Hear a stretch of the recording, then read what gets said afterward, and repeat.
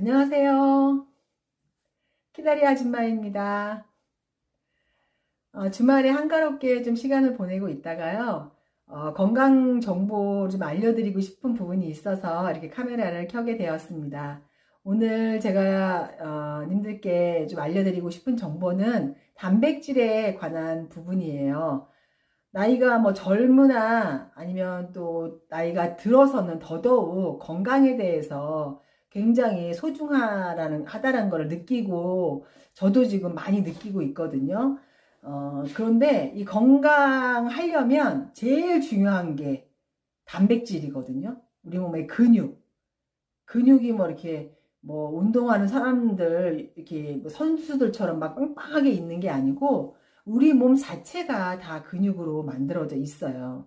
혈관도 평활 근육이라고 하는 근육으로 만들어져 있거든요. 그래서 단백질은 우리 몸의 99%를 이루고 있는 재료라고 보셔야 됩니다.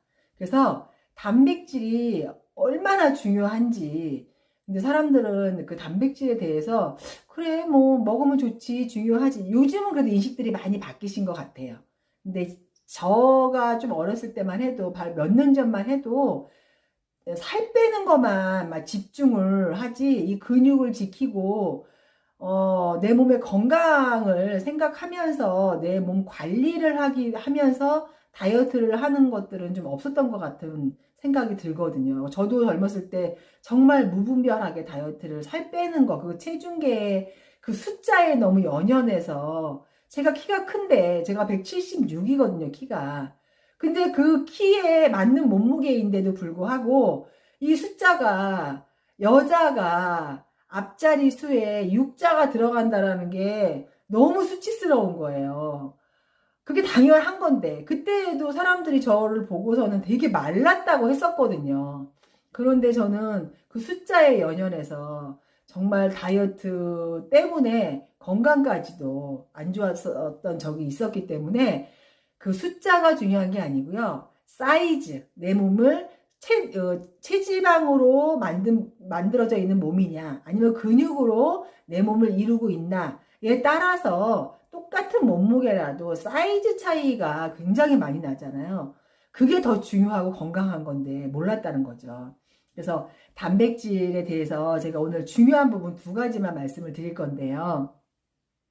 단백질 하면 여러분들은 어떤 거 생각하세요? 어떻게 섭취를 하고 계세요?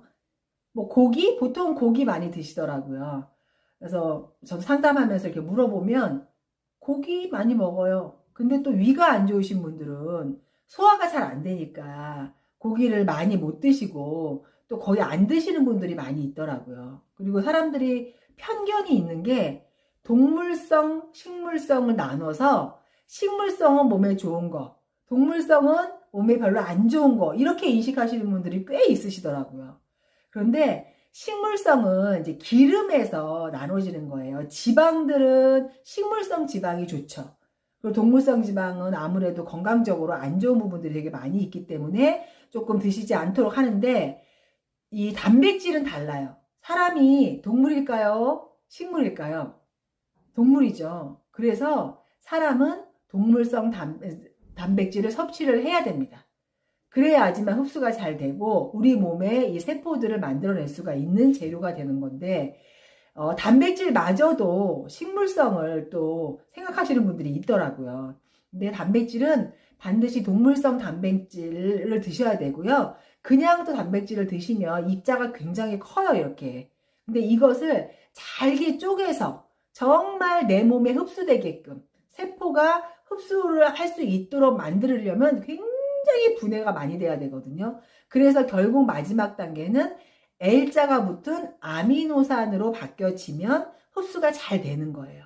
그 중에서 첫 번째 중요한 거, 종류가 있거든요. 단백질의 종류가. 그 종류가 필수적으로 내 몸에서 섭취를 해야 되는 종류 8종, 8개의 종류의 아미노산이 내 몸에 필수적으로 들어와야 나머지 20종, 30종의 단백질의 종류들을 화학작용을 통해서 만들어낸다라는 거죠. 그래서 필수는 밖에서 내 몸속으로 넣어주지 않으면 내 몸 스스로 만들어내지가 않기 때문에 필수 아미노산 종류로 8종을 드셔야 되는데 이 8종을 다 섭취를 하시려면 음식을 어떤 거를 드셔야 되냐, 매 끼니마다 좀 식단을 잘해서 드셔야 돼요.